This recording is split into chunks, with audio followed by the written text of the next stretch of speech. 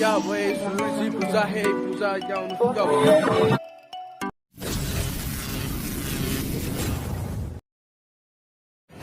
হাই friends, আজি আমি উপস্থিত হৈছোঁ বাথৌ পূজাৰ ৰিয়াবাৰীত আৰু আপোনালোকক আজি মই গোটেই পৰিৱেশ দেখুৱাবলৈ চেষ্টা কৰিম। লগতে আৰু বিভিন্ন অনুষ্ঠান অনুষ্ঠিত হ'ব। লগতে আজি মুনমী ফুকন বাইদেউ বিশিষ্ট অভিনেত্ৰী তেওঁ অহা কথা আছে আৰু গোটেইখিনি আপোনালোকক মই দেখুৱাবলৈ চেষ্টা কৰিম। এতিয়া আমি ভিতৰলৈ প্ৰৱেশ কৰিম। লগতে আপোনালোকক দেখুৱাই আছোঁ আৰু এয়া মোৰ পিছত দেখিছে এয়া গেট আৰু আপোনালোকক মই গোটেইখিনি আৰু ইয়াৰ পৰিৱেশ আৰু বহুতে মানুহৰ সমাগম হৈছে মই আপোনালোকক গোটেইখিনি দেখুৱাবলৈ চেষ্টা কৰিম। লগতে ইয়াত বিভিন্ন ধৰণৰ দোকান পাহাৰত অহা দেখা হৈছে। ভিডিঅ'তে একদম এণ্ডিঙলৈ চাই থাকিব। হাই ফ্ৰেণ্ডছ, এয়া দেখিছে আপোনালোকে মোৰ পিছফালে আছে শালবাৰী ঘৰৰ অলপ দীঘল কৰি দিছোঁ আৰু ভালকৈ চাই লওক। এয়া মোৰ পিছত দেখিছে গোটেই শাল গছ আছে আৰু ইয়াৰ মাজতে বিভিন্ন ঠাইত পূজা অনুষ্ঠিত হৈছে, বাথৌ পূজা। ফ্ৰেণ্ডসকল দেখিছে, এয়া মই আপোনালোকক দেখুৱাই আছোঁ এতিয়া বেক কেমেৰাৰে ভালদৰে। ইয়াত মানে পূজা অনুষ্ঠিত হৈছিল আৰু মই তেওঁলোকক সুধিবলৈ চেষ্টা কৰিম কেনেকুৱাকৈ পূজা অনুষ্ঠিত হৈছে। মই তথাপি দেখুৱাই আছোঁ মূৰতে এনেকুৱা ধৰণতে 13 ঠাইত প্ৰায় 13 ঠাইত পূজা অনুষ্ঠিত কৰা হৈছে। এই শালবাৰীটোৰ বিভিন্ন ঠাইত এনেকুৱাকৈ 13টা ভাগ কৰি 13 ভাগ পূজা ইয়াত পূজা অৰ্চনা কৰা হয়। এতিয়া মই আপোনালোকক ভালদৰে দেখুৱাই আছোঁ তেওঁলোকে কি মানে পূজা কৰে আৰু তেওঁলোকে বিভিন্ন ঠাইত কলহ আৰু ফ্ৰেণ্ডসকল ইয়াতে হৈছিল এই পূজা, ইয়াত বাথৌ পূজা অনুষ্ঠিত হৈছিল। বিভিন্ন ঠাইত এনেকুৱাকৈ পূজা অনুষ্ঠিত হয়।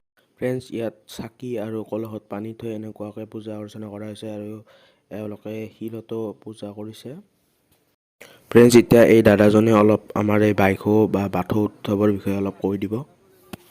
বাইকো উৎসৱ হৈ আছে, এইটো নৱেম্বৰটো বাইকো উৎসৱ। এই বাইকো উৎসৱত আমি তেওঁলোকৰ দেৱ দেৱীক আমি পূজা কৰি আহিছোঁ আৰু এই অঞ্চলৰ অপায় মংগল দূৰ কৰাৰ কাৰণে আমি দেৱীৰ ওচৰত চৰণ লৈছোঁ আৰু এই বাইকো একচুৱেলি আমি পূজা কৰোঁ। এই জদান ৰজাৰ দিনৰ পৰা এই পূজা প্ৰচলিত হৈ আছে আৰু জদান ৰজাই ৰণত জিকিবৰ বাবে এই বাইকো উৎসৱ বা এই বাইকো পূজা কৰিছিল।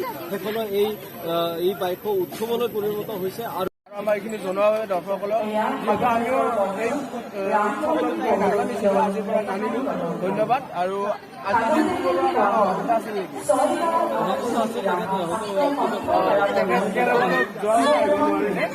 ধন্যবাদ। ফ্ৰেণ্ডছ, আমাৰ অসমীয়া চলচ্চিত্ৰ জগতৰ বিশিষ্ট অভিনেত্ৰী মুনমী ফুকন বাৰ লগতো মই ফটো উঠিলোঁ আৰু বহুতে ভাল লাগিল আৰু তেওঁৰ অনুষ্ঠানো আপোনালোকে অকণমান পিছতে উপভোগ কৰিব পাৰিব আৰু চাই থাকক। এতিয়া মুনমী ফুকন বাই আমাৰ নৃত্য পৰিৱেশন মই আপোনালোকক দেখুৱাই আছোঁ, আপোনালোকে চাই থাকিব আৰু মই তেওঁলোকক ফ্ৰেণ্ডছ, এতিয়া মুনমী ফুকন বাই অলপ বিহু নৃত্য পৰিৱেশন কৰিছে, আপোনালোকে চাওক আৰু এনজয় কৰক।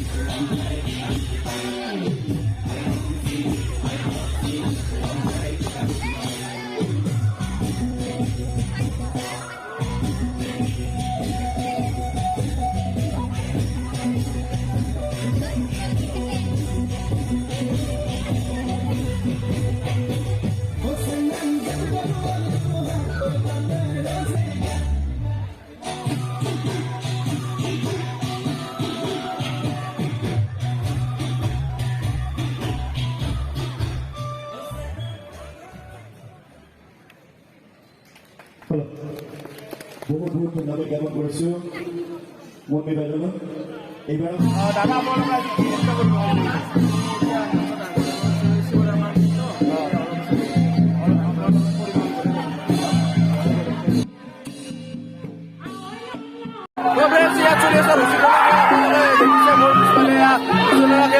দেখুৱাই আছোঁ আৰু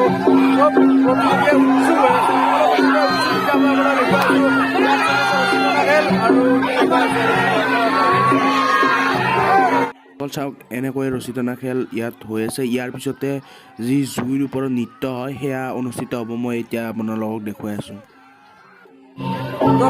এতিয়া আমি ৰাভা চহৰত এজন দাদাৰ লগত চিনাকি হ'লোঁ। এতিয়া তেওঁ আমাৰ নিউজ চেনেল আৰু ইউটিউবাৰখিনিক অকণমান আমাৰ যিখিনি ৰাভা চহৰত মানে এই উৎসৱৰ বিষয়ে কৈ দিব আৰু এই উৎসৱটো কেনেকুৱাকৈ পালন কৰা হয় কি আৰু সেইখিনি বিষয়ে আপোনালোকক অৱগত কৰিব।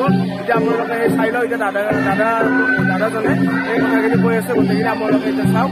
আৰু মোগলক সেই শক্তিৰ দ্বাৰা এই বাইকো দেৱীক পূজা কৰি শক্তিৰ পৰিচয় হিচাপে এই বাইকো দেৱীক আৰাধনা কৰি তেওঁ যুদ্ধত জয়ী হৈছিল আৰু আজি এই বাইকো সাধাৰণত যি সুন্দৰ ৰূপত প্ৰগ্ৰামটো আৰম্ভ হৈছে অৱশ্যে ৰাতিপুৱাৰ পৰা ধাৰাসাৰ প্ৰকৃতিয়ে যি আমাৰ বৰষুণ আৰম্ভ কৰিছিলে আমি ভাবিছিলোঁ আয়োজক সমিতিয়ে যে আজি আমি প্ৰগ্ৰামটো কৰিব নোৱাৰিম, কিন্তু আমাৰ এই ভাগ্য ভাল আৰু প্ৰবাদ আছে যে বাইকো দেৱীয়ে যেতিয়া পূজা কৰা হয় আমাৰ প্ৰকৃতিয়ে কিছু অলপ বৰষুণৰ প্ৰভাৱটো আমাৰ আছে আৰু সেয়াই আমাক বাইকো দেৱীয়ে আমাক আৰ্থিক হিচাপে কিছু আমাক প্ৰকৃতি আমাক বৰষুণো দিলে আৰু এতিয়া কিছু সময় যোৱাৰ পাছত আমাৰ কি সুন্দৰ ৰূপত আমাৰ বৰষুণো দিলে, প্ৰকৃতি আমাক চালে অলপ চকু মিলি চালে আৰু এতিয়া আমাৰ সুন্দৰ ৰূপত বিভিন্ন ধৰণৰ ইয়াত কৃষ্টি বিভিন্ন ধৰণৰ লোককৃষ্টি ইয়াত প্ৰদৰ্শন হৈ আছে।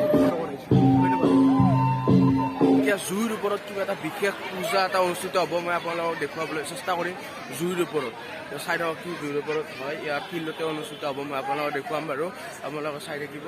এতিয়া মই গোটেই দেখুৱাবলৈ আপোনালোকৰ পৰিৱেশটো চেষ্টা কৰিম, আপোনালোকে শেষলৈ চাই থাকক। আৰু কি জুইৰ ম'হ প্ৰথমবাৰৰ বাবে শুনিছোঁ জুইৰ ওপৰত বোলে পূজা কৰা হয়, সেইটো আপোনালোকে এতিয়া চাই থাকিলে গম পায়। ফ্ৰেণ্ডছ, এওঁলোকে অলপ সময় পিছতে এওঁলোকে জুইৰ ওপৰত নৃত্য পৰিৱেশন কৰিব, আপোনালোকে চাওক। ফ্ৰেণ্ডছ, এই ফিল্ডখনৰ ওপৰতে জুইৰ ওপৰত নৃত্য কৰা হ'ব আৰু এই গছডাল আৰু এই বাঁহটোৰ ওপৰত মানে জুই লগাই দিয়া হ'ব, তাৰপিছত নৃত্য কৰিব। যেতিয়া এই গছডালৰ ওচৰত তেওঁলোকে সেৱা কৰি আছে, এতিয়া গছডাল ভাঙিব আৰু ছোৱালীবিলাকো থিয় হৈছে আৰু তাৰপিছতে ইয়াত মানে জুইৰ ওপৰত যি নৃত্য সেয়া অনুষ্ঠিত হ'ব। এতিয়া আপোনালোকে ভিডিঅ'টো মানে এই গছ ভঙা আৰু জুইৰ ওপৰত নৃত্য কৰা এওঁলোকৰ পৰম্পৰাগত এইটো নিয়ম পূৰ্বৰে পৰা চলি আহিছে। মই অলপ সময়ৰ কাৰণে ভিডিঅ'টো পাছ কৰি দিছোঁ। ফ্ৰেণ্ডছ, এয়া বাঁহেৰে এখন চালি নিৰ্মিত কৰা হৈছে আৰু তাত তেওঁলোকে ঘূৰি ঘূৰি জুই লগাই দিব আৰু জুইৰ পিছত সেই জুইৰ ওপৰতে তেওঁলোকে নৃত্য কৰিব আৰু সেয়া নৃত্য আপোনালোকে এতিয়া উপভোগ কৰিবলৈ পাব, কেনেদৰে তেওঁলোকে নৃত্য কৰে। ইয়াত জুই লগাই দিয়া হ'ব, এতিয়া জুই জ্বলিব আৰু তেওঁলোকে জুই লগাই দি আছে ইয়াত, আৰু ইয়াত দপদপকৈ জুই উঠিব। তাৰপিছত যেতিয়া এই জুই আঁৰলৈ পৰিৱৰ্তন হ'ব, তাৰে ওপৰতে তেওঁলোকে নৃত্য কৰিব।